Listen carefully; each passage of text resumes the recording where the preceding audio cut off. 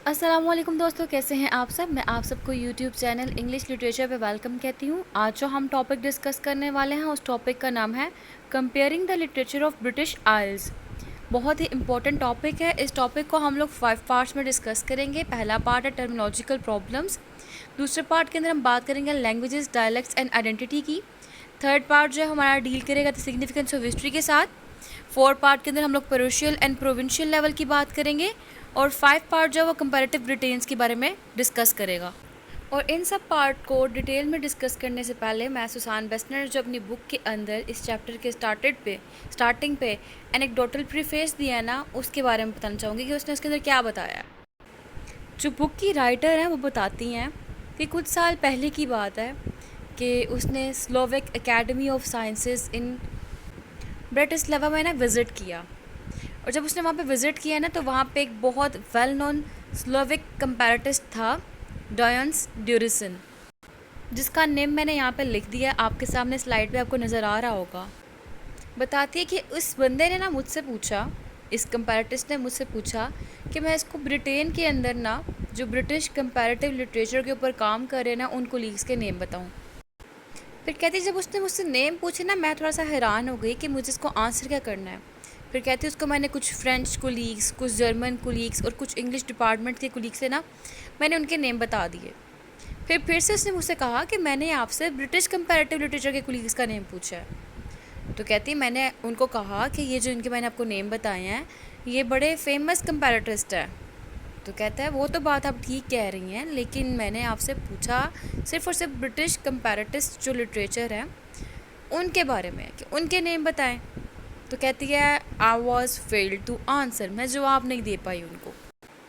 वो बताती है जो बुक की राइटर है कि वो मुझसे सिर्फ़ और सिर्फ यही पूछना चाहते थे कि जो लिटरेचर ऑफ द ब्रिटिश आइल्स हैं वो कौन कंपेयरिंग कर रहा है।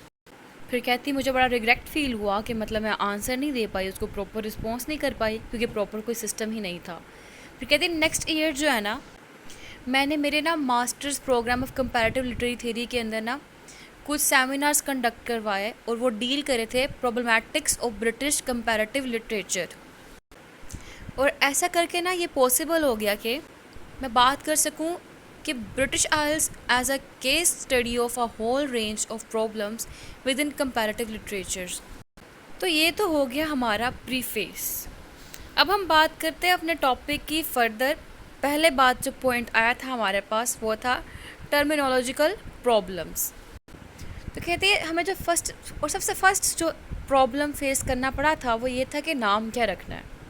क्योंकि अगर हम ब्रिटेन की बात करते हैं या फिर ब्रिटिश आइल्स की बात करते हैं तो बहुत ज़्यादा ना मतलब बहुत ग्रेट डिफरेंस है दोनों के दरमियान में। ब्रिटेन जो है वो एक पॉलिटिकल एंटिटी है, जबकि ब्रिटिश आइल्स जो है वो जियोग्राफिकल वन है।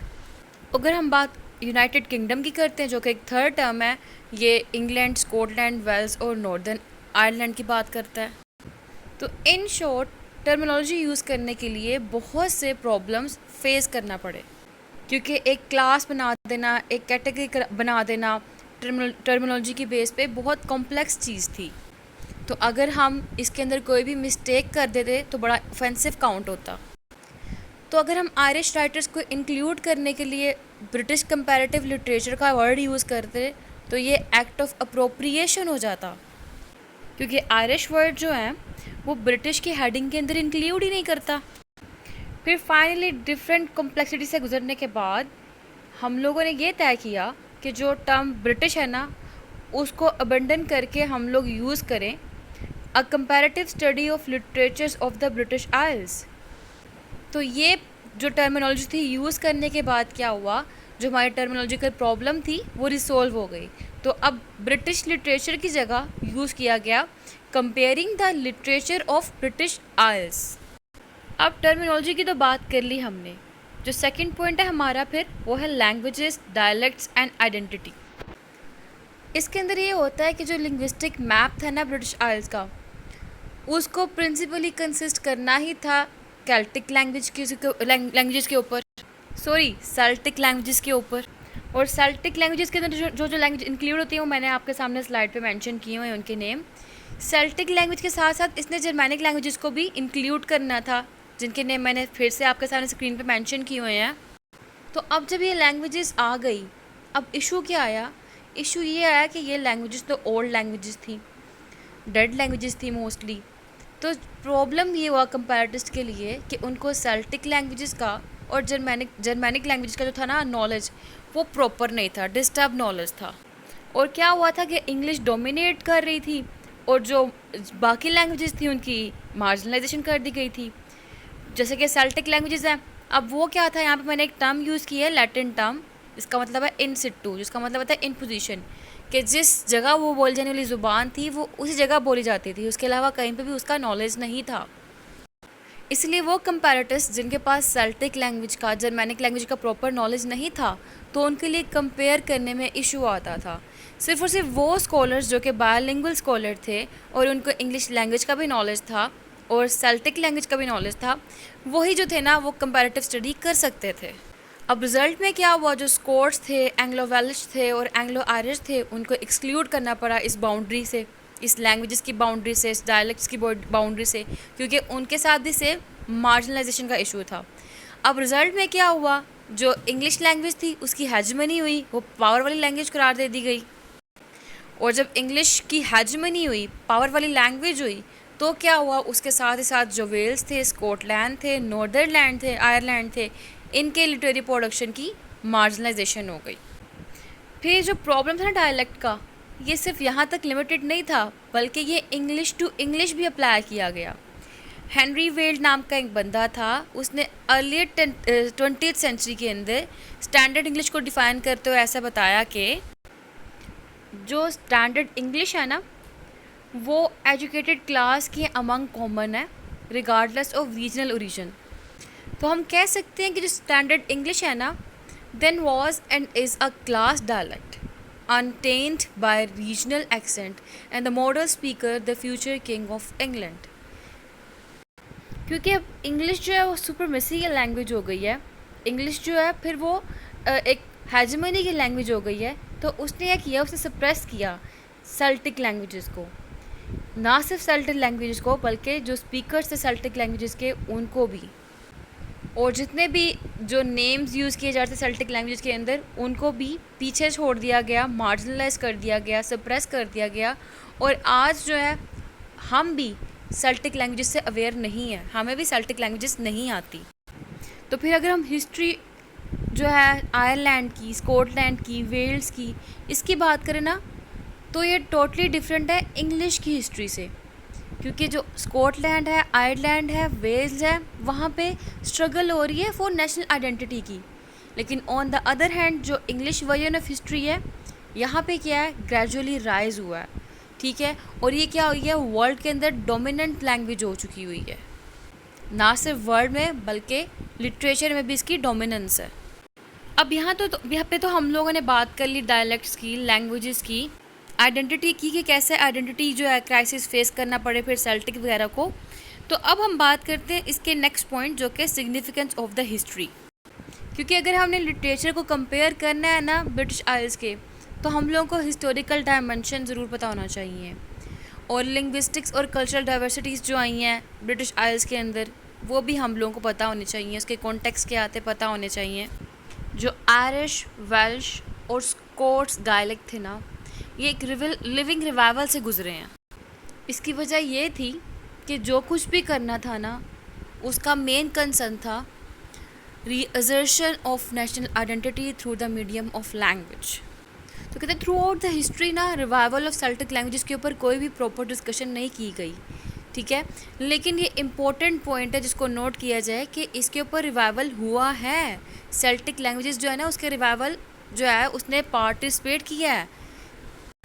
और इंग्लिश लैंग्वेजेस की डोमिनेंस के अलावा ना, यहाँ पे दूसरे भी ग्रेट जो है स्पीकर्स रहे हैं, अभी भी हैं, जैसे कि वेल्श, आयरिश और गायलिक स्पीकर अभी तक हैं, और उनका लिटरेरी जो प्रोडक्शन है, लिटरेरी परफॉर्मेंस है, वो अभी तक ट्रेडिशंस के अंदर मौजूद है।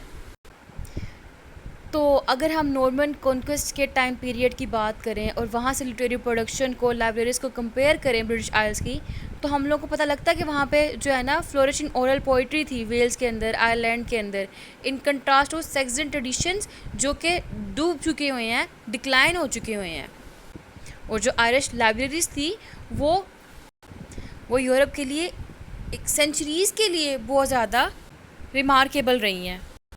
फिर 1536 की बात है कि जो इंग्लैंड है और वेल्स है ना, इनके दरमियान में पॉलिटिकल यूनियन हुआ था। तब जो वेल्श लॉ था वो अबॉलिश कर दिया गया था, और जो लंदन की पार्लियामेंट थी ना, वो वेल्स की रिस्पॉन्सिबल बन चुकी हुई थी। जो बार्डिक ट्रेडिशन था वो ख़त्म हो चुका था। बार्डिक ट्रेडिशन सेल्ट्स के अंदर एक ट्रेडिशन था जिसके अंदर प्रोफेशनल स्टोरी टेलर्स होते थे और वर्ड्स मेकर होते थे, म्यूज़िक कंपोज़र होते थे, और उनका कंपटीशन हुआ करता था, कॉन्टेस्ट हुआ करता था। तो ये ट्रेडिशन भी ख़त्म हो चुका था। और हर जगह जो था ना पॉलिटिकल यूनियन का चर्चा था। तो उस टाइम पे एक बंदा था थॉमस पैरे, जिसने हिस्ट्री ऑफ वेस्ट लिटरेचर के बारे में कहा कि जो पॉलिटिकल यूनियन का कम्बिनेशन है और प्रोटेस्टेंट रिफॉर्मेशन हुई है ना, ये वेल्श प्रोज राइटिंग के अंदर एक स्टेप लेके आई है। जैसा कि जब कल्चरल ट्रांजिशन हुई थी और तब ट्रांसलेशन हुई थी ना, तब चेंज आया था ना, वैसे ही चेंज आया, और चेंजेस आते रहते हैं, सडन चेंज आना। फिर बताया गया कि जो लेटर पार्ट था 16th सेंचुरी का, उसमें जो बाइबल थी उसको भी वेल्श के अंदर ट्रांसलेट किया गया था। और पैरे जो था उसको लगा ये जो ट्रांसलेशन है ये बेसिकली सेल्वेशन है वेलिश लैंग्वेज की। उसने कहा कि मैं फ़ील करता हूँ कि जो बाइबल की ट्रांसलेशन की गई है ये वेल्श स्टैंडर्ड के अकॉर्डिंग की गई है, और ये जो है वेल्स के लिटरेरी लैंग्वेज को रिफ्लेक्ट करती है। फिर जब 18th सेंचुरी का एंड था ना, तब एक और एज स्टार्ट हो गई थी। उस एज का नाम था एज ऑफ रोमांटिसिज्म। ये एक और ग्रेट लिटरेरी डेवलपमेंट पीरियड था इंग्लिश के अंदर। और इस पीरियड में क्या हुआ, जो ब्रिटिश आयल्स थे उनकी पिक्चर दोबारा से चेंज हो गई, और जो स्कॉटलैंड और आयरलैंड के रहने वाले लोग थे ना, वहाँ पे बहुत ज़्यादा पॉवर्टी हो गई थी। तो इसमें जितने भी रूरल पॉपुलेशन थी ना, वो इमिग्रेंट यानी कि माइग्रेट कर गए थे। किसके लिए? एक बेटर लाइफ के लिए। अब जब ये लोग माइग्रेट कर गए थे तो उस टाइम पे क्या हुआ, जो स्पीकिंग लैंग्वेज थी ना, लैंग्वेज वो इंग्लिश की थी, तो हर जगह इंग्लिश बोली जाने लग पड़ी। और जो सेल्टिक लैंग्वेजेस थी उनको क्या कर दिया गया? मार्जिनलाइज कर दिया गया, ठीक है, आउटलार्ड करार दे दिया गया। और जो स्कॉट्स थे, गायलिक थे, आयरिश थे, इनकी लैंग्वेज को सप्रेस कर दिया गया। लेकिन ना सिर्फ स्कॉट्स, गायलिक और आयरिश को सप्रेस किया गया, वेल्श लैंग्वेज को भी सर्वाइव करना पड़ा था।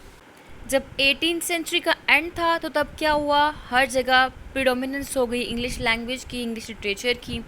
और इंग्लिश ने जो किया वो एक्सपैंड होता गया। इंग्लिश लैंग्वेज जब एक्सपैंड हुई तो उसने सेल्टिक कल्चर्स को डिस्ट्रॉय कर दिया। इवन कि वो सेल्टिक कल्चर के अंदर भी इंग्लिश लैंग्वेज ही बोली जाने लग पड़ी थी, और जो सेल्टिक लैंग्वेजेस थी उनको डिस्क्रिमिनेट कर दिया गया था। और फिर जब फ्रेंच रेवोल्यूशन हुई थी तो उसका इम्पैक्ट जो था वो वेल्श, स्कॉटिश, आयरिश राइटर्स और आयरिश इंटेलेक्चुअल्स के ऊपर भी हुआ था, ठीक है। और इससे एक रिवाइवल होना शुरू हुआ था in the field of literary writing, in the field of Celtic languages and traditions. और ये रिवाइवल जो था ना, ये जज के रिवाइवल से बिल्कुल अपोजिट था। फिर एक क्रिटिक हैं सीन लूसी, उन्होंने एंग्लो आयरिश पोइट्री को डिफाइन करते हुए कहा है कि on the one hand, a complex and developing relationship between two traditions, two cultures, two languages, and on the other, it is the story of a search. It is part of the quest of the English speaking Irish for an identity, the reshaping of English to express the Irish experience, जो कि Celtic languages के और Irish languages की importance को भी highlight कर रही है ये कोटेशन। अब नेक्स्ट पॉइंट आता है, वो है प्रोकियल का और प्रोविंशियल का। प्रोकियल जो होता है वो होता है हैविंग अ लिमिटेड और नैरो आउटलुक और scope, narrow mindedness, small minded. जिस पॉइंट के अंदर बताया गया है कि हम लोगों को जो इंग्लिश की हेजेमनी है ना, जब भी हम लोगों ने कंपैरिजन करना है ना, उसको हेजेमनी को कन्फ्रंट करना होगा। इससे क्या होगा, जब कन्फ्रंटेशन स्टार्ट हो जाएगी ना, तो जितने भी क्वेश्चंस हैं माइनॉरिटी के, मेजॉरिटी कल्चर्स के, वो सारे के सारे खुल के सामने आ जाएंगे। फिर एक बंदा है पैट्रिक कवनाग, उसने जो है ना, इसके मुताबिक इसने कहा है कि जो राइटर्स है ना, ये नेशनल मिथ्स और गैप बताने के लिए ऑर्डिनरी लिव्ड एक्सपीरियंस के दरमियान में, ठीक है, और मिथ बनाने के लिए एक नेशन के लिए इस्तेमाल किए जाते हैं। और इन सब वर्ड्स का कि use writers make of national myths and gap between ordinary lived experience and the construct of myth of nation and in questioning the meaning of the national myth, ये सब कुछ जो है ना इसने अपनी थेरी जो है प्रो कैशियलिज्म और प्रोविंशियलिज्म है ना उसके अंदर डिस्कशन की है इसने उन सब की। और ये ऐसी डिस्टिंक्शन थी जो कि ब्रिटिश आइल्स के लिटरेरी आउटपुट को देखने के लिए एक अल्टरनेटिव वे जो है परसीविंग का क्रिएट कर सके। इसकी प्रोकियल और प्रोविंशियल जो थी डिस्टिंक्शन वो इम्पोर्टेंट है क्योंकि जिस कॉन्टेक्स्ट में इसने टर्म यूज़ की थी ये बेसिकली रिप्रोच करना चाह रहा था जो आयरिश राइटर्स थे उनके प्रोविंशियलिज्म को, लेकिन साथ ही साथ इसने जो उनका हिरार्की सिस्टम था उसको भी डीकंस्ट्रक्ट किया। तो ना सिर्फ इसने जनरल ग्राउंड पे फोकस रखा बल्कि इसने स्पेसिफिक ग्राउंड पे फोकस भी रखा।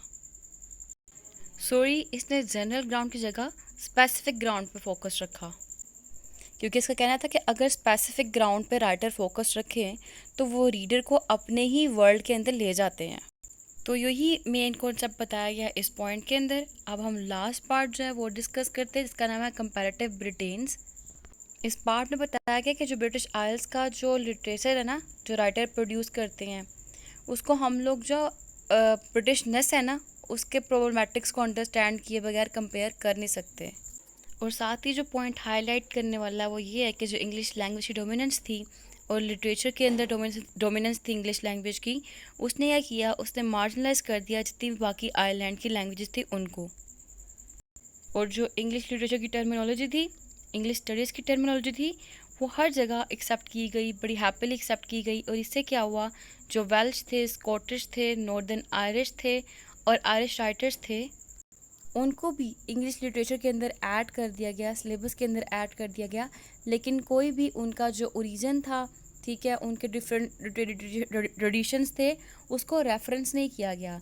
जैसे कि आप लोगों ने हेनरी इब्सन को पढ़ा होगा, ठीक है, और वो आयरिश राइटर है लेकिन उसका जो मेन ओरिजिन है, मेन आपने जो उसका पॉइंट है लिटरेरी ट्रेडिशंस है उसको आपने डिस्कस नहीं किया होगा उसके अंदर कि हम कह दें स्पेसिफिक पर्सन स्पेसिफिक प्लेस से बिलोंग करता है, उसका स्पेसिफिक लिटरेचर है। नहीं, उसको इंक्लूड हम लोग इंग्लिश लिटरेचर के अंदर ही करते हैं। तो जो कंक्लूजन है, जो पॉइंट्स हैं इंपॉर्टेंट, वो ये निकलते हैं कि it is becoming possible to think of comparing the literatures of the British Isles without resorting to discriminatory और appropriatory tactics and comparative literary study of British Isles has to begin and with the rethinking of the process of naming. So this is the conclusion of our video. Thank you so much for watching this video. Please subscribe our channel. दुआओं में याद रखिएगा। अल्लाह हाफिज़।